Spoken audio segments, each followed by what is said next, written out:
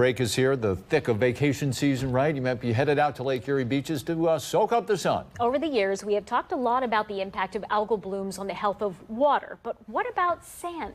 Researchers at the University of Toledo set out to collect samples to answer that question. And 13 Action News reporter Alexandria Manthe has the story. It's new at 6 tonight. Those samples were taken from right here at the shore of Lake Erie at Maumee Bay State Park. Scientists trying to find out exactly what's in the sand. While the waves lapping onto shore might sound serene,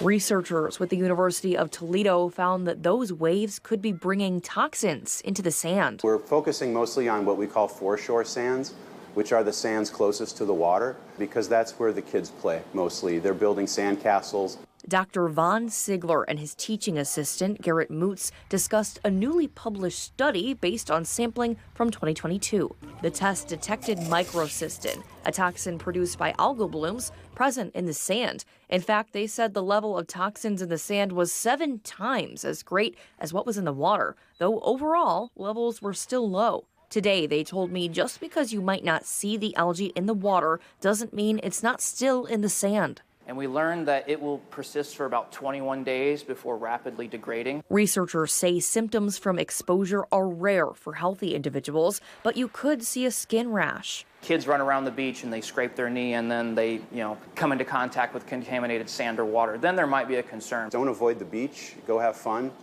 If you can, shower off before you leave, and definitely shower when you get home, just as you would for any beach visit.